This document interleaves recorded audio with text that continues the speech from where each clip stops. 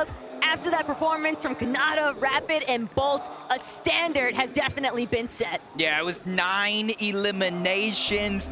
And the interesting thing out of them all, they're not even the team in first place. It's the Rangers Ruin off-spawn winners from game number 1, Tayson, 𝐶𝐄, and 𝐒𝐻. And honestly, it's not going to be that easy all day long between these two teams. And honestly, I wouldn't wish it any other way. And we're going to go at it yet again, straight off the spawn. A little bit of 50-50 action going down between Pablo and 𝐒𝐻. Right now, it does look like Pablo might have got the first one. 𝐿e's able to get the second. That's Sentinel Pup and immediately put it to use. Gets the drop on 𝐒𝐻. They're going for revenge here. And so far, 2 knocks, 2 eliminations. They just need one more as Pop cleans that one up. That is all 3 down and out. And now it's time to see what type of conversion we're going to be looking at with Fortnite's team, because in the last lobby, after Tayson, 𝐶𝐄, and 𝐒𝐻 conquered that off-spawn battle, they were still able to find such a steady placement, steady eliminations. But again, they're not the only teams going head-to-head. 𝐵eNO, 𝐒𝐈𝐻, and I'm seeing an eliminated 𝐒𝐔𝐁𝐒 along the way here at Canyon Crossing. Coyota's team still posing a massive threat. I know we had a translator helping us out during that interview, and the one thing that didn't need it was, are you going to switch things up? No, is what he was trying to tell the world, but this is how it all started off. 𝐒𝐈𝐻 was able to get the first drop onto 𝐤𝐷. That opened things up, but unfortunately, that's just the way off spawns go. His teammate got taken down. They go 2 for 2, and now they got to make that conscientious decision. Do you fight or do you split Canyons Crossing and try to get the reboots later? And something a little bit more devious, though, possibly taking place here with 𝐿ex and 𝐻𝐻𝐿. Higgs, all the way to Supernova Academy, might just be claimed by these 3, but Jacob, we saw so many teams. We didn't see that many Surge bases in the first lobby. Almost have to wonder how many of these teams have been counter-stratting some of those Surge partners and trying to take matters into their own hands. Victor V, Paper, Epic Whale, Dystopia City has been theirs to own, but they still have company to clear out. Rito and 𝐶𝐻 directly underneath Victor V, but that game 1 momentum swing could be all Victor V needs. But wait a minute. I know everybody at home thinking the same thing. Where is that 3rd team? But back on over to this side of the map. 𝐵eNO finally able to get the drop onto 𝐤𝐷 yet again. So it was Coyote, it was 𝐒𝐷 that went for that revive. They did find success, but the down is there yet again. But he gets dropped right back into their box. So 𝐵eNO, 𝐕co, their job is not done just yet. They still have to figure out where and when they're going to get these eliminations and how they're going to get 𝐿ex back into the game, because the reboot ban, Taco, is down there. Still a massive advantage, though, for 𝐕co and 𝐵eNO having the high ground hold. Halad, Kira, and FKS, PeterBot, Ritual, Cold. They might just have to go head-to-head, but Cold, PeterBot, Ritual, they're taking more of a scenic route here, Jacob. They don't seem like they're going to stick to the same strategy through each of these lobbies. Everybody has to be on red alert. Even though it didn't pan out in their favor for game 1, you can never count PeterBot out. Yep, it looks like for game number 2, they had some time to talk about it. They went ahead and spin that wheel. They said, where do you want to go next? And it looks like could be possibly over towards Foxy Floodgates. We don't know the exact drop, but we know where they have their focus at. So we tune on 𝐭𝐼𝐻, Rapid, and Bolts, our game 1 Victory Royale winners. 9 eliminations, really setting the tone and the pace. And I was talking to you, Taco, during game 1, saying this is a different vibe from 𝐭𝐼𝐻, this major. This is a whole different feel during the Global Championship, and it's already showing up in game 1. Touch on that a little bit later on. Right now, we've got Fortnite, Pablo, Wingo, 𝐿e𝐻. They found 𝐤𝐷. They're looking to finish what 𝐵eNO and 𝐕co had started originally. 𝐿e𝐻 definitely getting the better end of that trade. 𝐿e𝐻 already down now for the count. 𝐿e𝐻 near falling, but a back-to-back knocks, double eliminations, and 𝐿e𝐻 holds strong here. Fortnite gonna find the final piece of the puzzle, and that's gonna be a clean sweep at Canyon Crossing. And this is exactly what you need for 𝐿e𝐻, Pablo, and Fortnite. It's almost impossible to guarantee you're going to win 12 out of 12. They already lost game 1. So when you do win that off-spawn fight, you have to make each and every single one of those games count. And they're already making it sure that they get those eliminations. And they even take down some of the top teams in their path. We'll switch on over to Hive. out of business as usual as Merstach gets the down on the Goofy from across the map. But there's too much space, there's too much distance, and you just look at their loadout, they don't have a ton of crash pads, they don't have a lot of Flowberry Fizz that they're using together, so they're not going to be able to easily rotate on over to get the elimination. Also an issue with Swizzy having just been freshly knocked. That's going to mean that Merstach is now on revive responsibility, and then immediately straight back to trying to acquire additional surge from across the way. 𝐿𝐼𝐻, though, definitely sending some presence back towards the way of EU. We'll have to check up and see how well this fares, but the elimination feed definitely picking up and revisiting Dystopia City.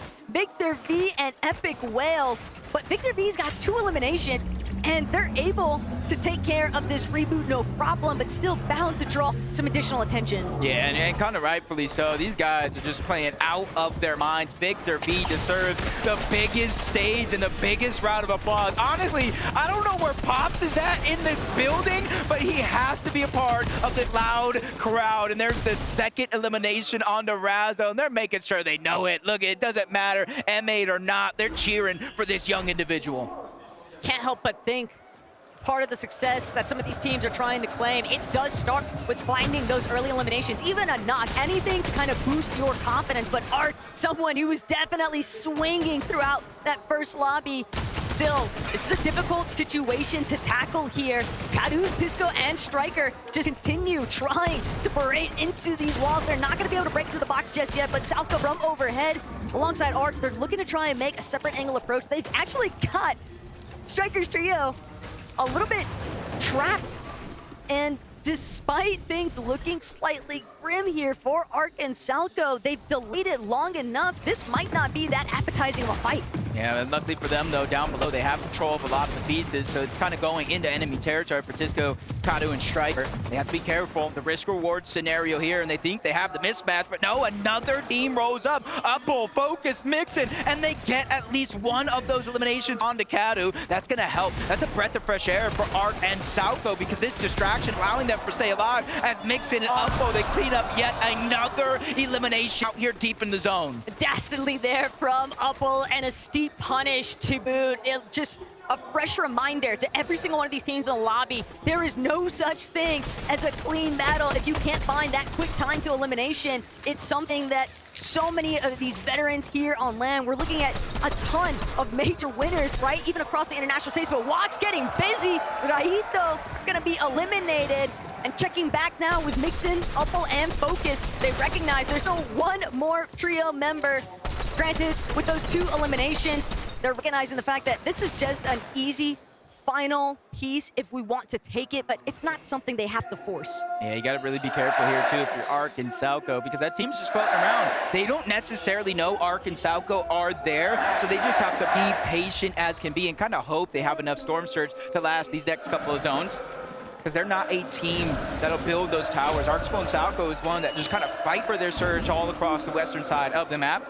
Wax, Ping, Malabuka, they have that one elimination so far, uncontested at Outpost. But very, very similar to that last game, the zone is pulling all the way towards the north, so a lot of these teams have to think rather quickly. But this is a very dangerous position that Ping has taken up. He's being fully collapsed on by the Middle East. Halad gonna find that initial knock onto Ping. Malabuka gonna be forced to try and possibly pull back from this position. FKS, Hero, and Halad just fully intervening with what they were scheming by the Enclave. They're trying to get some surge across the way from Panzer and 𝐿𝐼𝐿𝐄, but that option has just been reduced to nothing. It's all about kind of waiting to see if it's worth it. They know at least 2 teams are fighting, but they may not know how many are still alive over on this side of the map.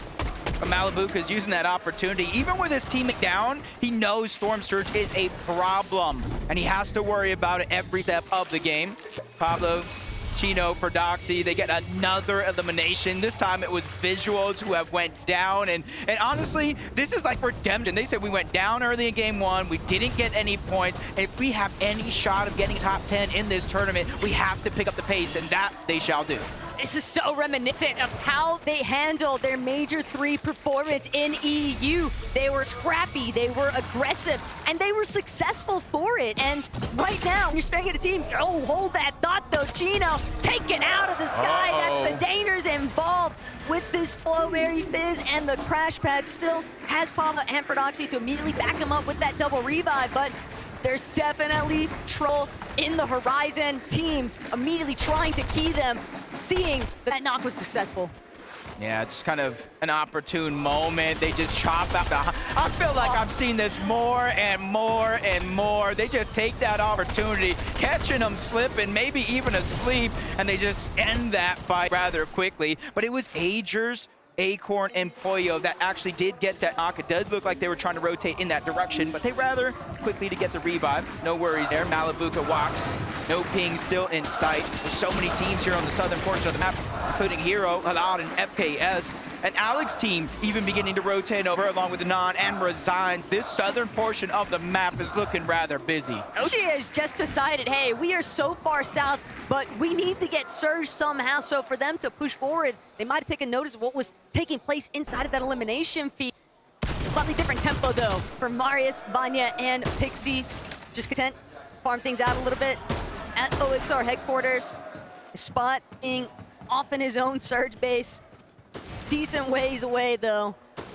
So all this plethora of heals and loot and easy rotations, but surprisingly enough, 𝐷 might have just been able to clutch up big time for himself and 𝐿𝐿. Yeah, I feel like that's almost an understatement. They tried to get the reboot back onto Skull. He went down again. It's almost no law because they were able to pick up a huge elimination. It's 𝐿𝐴LaBuka getting a knock onto Non, but we're going to jump on board Cooper, Reet, and Curly. They were the ones kind of admitting, hey, for us to get Storm Surge, for us to get that damage, it's going to be a challenge. But now you can see what's landing right next to him. A huge drop, a huge upgrade. And that's something a team like this feeling confident once they get it. 𝐿𝐿 and 𝐷 still trying to fight things out here. Big knock onto Uppo, but Focus from overhead. He's going to bring down 𝐿𝐿. It's all down to Focus versus 𝐷. Focus definitely having the HP advantage currently, but he's going to go for the full finish here onto 𝐿𝐿. That's Siphon immediately extending his leverage here. 𝐷 scrambling underneath him, trying to see if he can replenish just a little bit of his shields to boot. But 𝐷, he's got to make a decision. He's got to make it quick. He's trying to see if he can get his right angle peak. Instead, stuck underneath these pre-existing builds. Focus going to create a little bit of space here. Focus off Flowberry Fizz, trying to get the overhead approach, and 𝐷, he's still looking to take this fight. He's not backing down. You have to respect the guts to go for it. And Focus still struggling to clean things up. 𝐷 might just be able to turn it, but 𝐷, he doesn't have a lot of HP. He has to reload. He's not going to be able to win it. He had the opportunity, Jacob, if he just had one more shot. Very, very unfortunate circumstances for 𝐷. He ran out of white heals, no bandages, no med kits, those slurp juices. He had to be aggressive, but that played directly into Focus's hands, and he capitalized on it perfectly. Even though they're out of zone, Taco, I expect their full trio to be back into this game rather shortly. The fourth zone, still relatively early on in this game, but 6 eliminations for 𝐷, 𝐹𝐾𝑠, and Hero.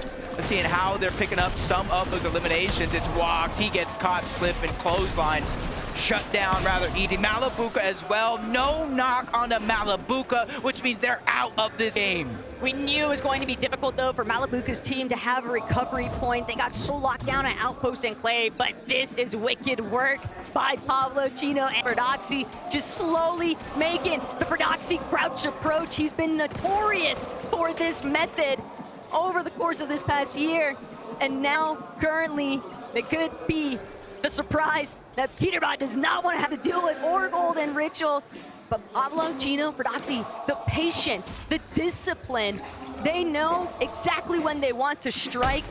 They could possibly even be looking to try and tackle a couple other teams nearby. Yeah, just kind of dumb options. Wait for zone.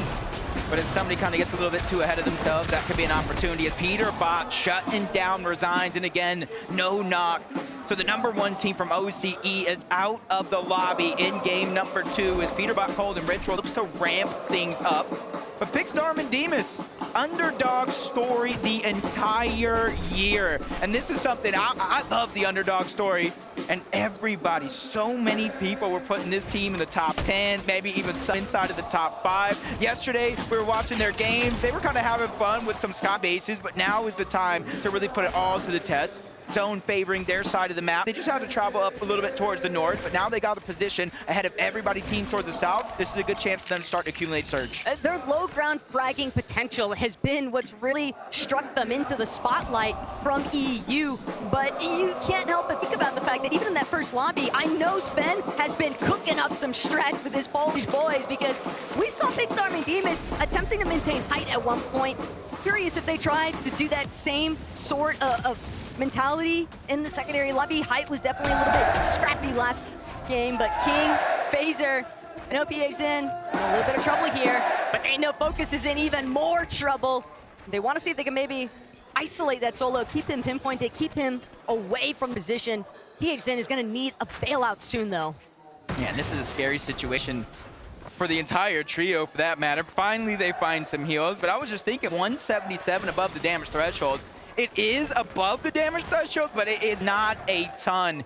Things can change rather quickly, especially you see Merstach, you see Swizzy, Queassy on the other side of the mountain in the zone, pushing further and further toward the northeast. And this is where in the back of my mind, I'm like, oh my gosh, on that side of the map, Taco, there's mountain rangers, there's dips, there's dives, there's so many different things in terms of elevation. Teams better be prepared. And look, game one definitely did not pan out the way that Acorn, 𝐒𝐲, and 𝐒𝐷𝐺ers would have normally anticipated, or anybody honestly in this audience would have expected them to do. But with so much surge damage already online, Jacob, this dead side rotate is absolutely perfect. They don't have to worry about encountering any of the clusters might be starting to build on the edge of zone.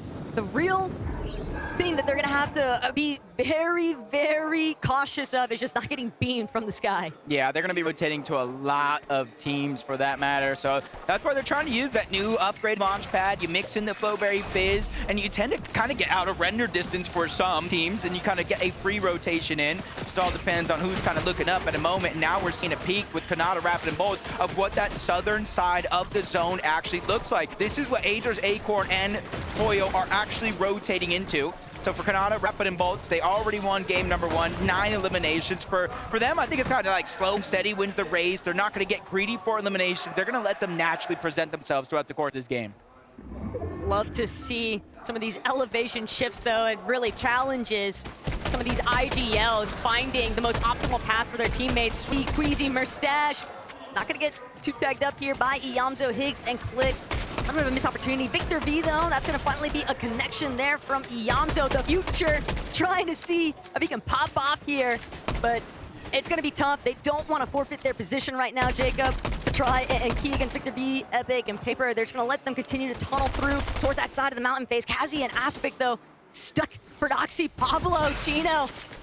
They're not gonna let these guys go. Bro, they got the exotic Slapberry Fizz, they got Slurp Juices, they got Splashes. I know you start to think a little scared, like how much do they have to stay this deep in the zone? It is gonna be a 2-tick, but they have more than enough, and 2 potential eliminations, which will grant them Siphon, so that way they can save those heals even more. As Doxy's doing his lurk. Patented lurk here coming out above. Chino's not gonna need the help that he thought he did. They're gonna clean up those eliminations. They have 11 eliminations. What are we witnessing out of Doxy, Pablo, and Chino?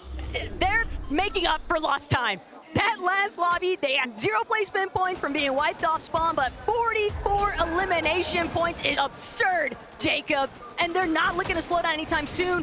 What I'm worried about for them right now is they are taking a lot of storm damage. Storm sickness could definitely pose a problem for them later on, but we'll just have to see how they continue to move through this lobby. Meanwhile, PeterBot, Cole, Ritual, a little bit stuck. We're so used, everybody is used to seeing PeterBot, Ritual, and Cole be super stacked from those divisional cups, but here in the global stage, they just haven't found a home. Honestly, quite shocking. We tune into Mr. Savage, Reason, no chap in sight.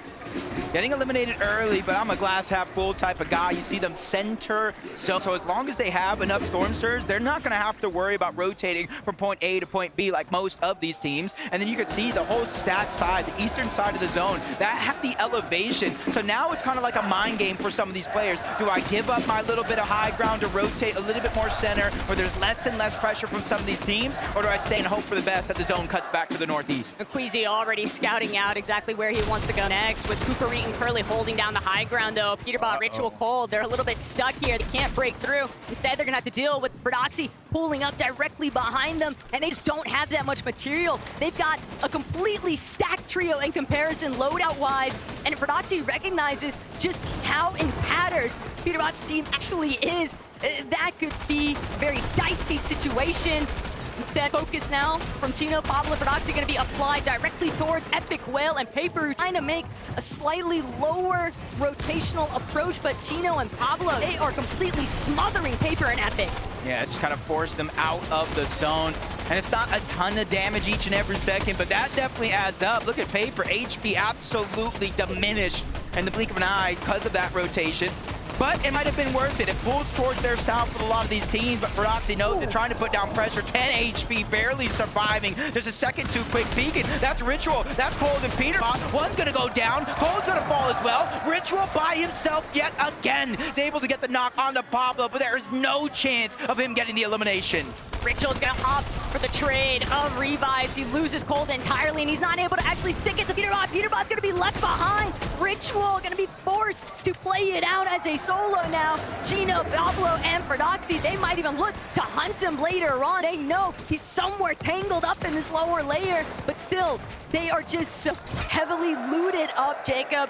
The world is their oyster right now. From 11 to 13, big numbers in game 2. Agers Poyo trying to do the same thing. They just run into speed bump after speed bump. Bolts gets the elimination. Active Storm Surge on Agers. He does have some heals, but he needs to start figuring out where he's going to get the damage from as a solo. You see in the numbers just kind of tip and top, up and down, 30 to 20. He's trying to figure it out, but every 7 seconds, 25 damage. He lands just a chip shot. It's enough to get above the damage threshold, but as soon as he starts to try to rotate in, high ground just focuses him and beans him down to 58 HP. Exactly what you'd expect to see from Hype, but Agers still found this little pocket, this little bubble, a breathing room, that is, until the surge damage starts to tick away at his life again. Agers just trying to see if he could come up with anything. Sure, they managed to dip a little bit into the placement point. It's just not enough. They've got to go on a massive recovery tour for game 3. Swizzy, Queassy, and Merstach, though, they've already found their spot in this lobby, and it's straight towards Hype. Queassy has one motto: take Hype, don't get eliminated. And obviously in the first game, they gave it up because they didn't want to go down. This time is their chance. 400 plus damage above the threshold, and it's continuously counting upward, and they pull the zone. That is the biggest difference from game 1 to game 2. They now have the front side, and they have full control. And Verdoxy trying to fight his way in. He instantly gets knocked down, and now it's up to Pablo, 𝐶ino, and they're not immediately trying to drop down low. They're trying to assess the situation and figure out if they can take it. 𝐶ino's been on fire. Pablo, still 3 eliminations too, but 11 elims despite losing Verdoxy. This is still a classic scenario for Pablo and 𝐶ino. They might still be able to make it work. They're trying to see if they can figure out, maybe take away a little bit of an advantage play, because these teams are looking for pre-edits in the mid-round and even in the lower layers, but they're not going to allow it. Merstach, Swizzy, and Queassy are the real threat right now, though. They just continue to apply steady pressure to those mid-layers. It's a big part of the reason why these teams are just getting so picked apart in between. And you're seeing, as soon as they made it inside of the zone, they reconnect, making it that much harder for anybody to take him down. Marius, he's now trying to move up. 10 damage above the threshold. At least they're in front of the curve. Quickly looking towards the right, currently Cooper and Reed. That was their momentary target, but they realize they have to stay ahead of the zone. They cannot get too greedy and fall behind. But nobody can come close to Queassy and Merstach. They're just still overtaking the high ground. King, big time though. Picks eliminated. 𝐒𝐲𝐁 again. Soon follow though, if he's not careful, he's gonna be forced to pull back here, but King and 𝐶𝐤𝐻 hip by hip. Flowberry Fizz punishing as much shield as they possibly can because they have to keep moving forward, playing back of zone because they have no materials. They're gonna be forced to drop another layer. Height's not gonna allow them to press forward any longer, and they might just drop directly into 𝐿𝐵𝐻𝐻's hands. You're seeing a lot of the damage again. Higgs goes down, Pixie cleans that one up. Queassy gets the knock onto 𝐒𝐷𝐻𝐿𝐵𝐻𝐻. They're making sure that they make it count, that they got high ground in this game. 5 eliminations, and once again, they're connecting it. They're reinforcing. They're making sure nobody has a chance to contest them on the high ground. Everybody underneath them is just a victim at this point, Jacob. Marius, Vanya, and Pixie seemingly undiscovered for the time being, though. 𝐿𝐵𝐻𝐻 and a little spot of trouble here. Just saw him take a massive chunk of his shield. Pixie now looking to play the medkit from the back to zone. Swizzy, though, shutting down Vanya the moment that he tries to push forward. And Merstach directly assisting here. Bolts stuck here, rocking a hard place, and Marius is going to be knocked. Marius eliminated, essentially. There's no way his teammates are going to be able to get to him. Yeah, and you're also seeing 𝐿𝐵𝐻𝐻 fall, Rapid down. Not sure about both. Things are going sideways very quickly, and it gets even more worse because the zone is pulling over that mountain. If you didn't prepare for it, it's going to be lights out, but Swizzy trying to stop Surf Juice. He's going to be the first one that does go down for Merstach Queassy. That's a huge signal. That's a huge sign. They're trying to get away from this catalyst on the low ground. But Queassy and Merstach are the only ones that made it to the mountaintop, and Queassy, it is just raining down from above. Queassy continuing to find those eliminations. Pump gonna be dropped. It's only Baka and 𝐿𝐵𝐻𝐻, and Panzer's been eliminated too. Queassy and Merstach away with it. No one left to challenge them. Kings of the mountain. If you were to ask anybody, who do you think is going to win? M8 is all what the crowd wants to see. And now 2 of their favorite players in the world just picked up a Game 2 victory royale. Just lighting up the arena as we speak, and you're seeing the looks on their face. Now I want to know what they're thinking. Frankie, let us know. Merstach, you have made the gentlemen more happy than they have ever been here in Lyon. What's it like to take the second victory royale here? I mean, it's nice, feeling nice. I want to win more games, we're going to win more games, and they're going to scream more louder with every game. I think they will. Queassy, it felt like in game 1,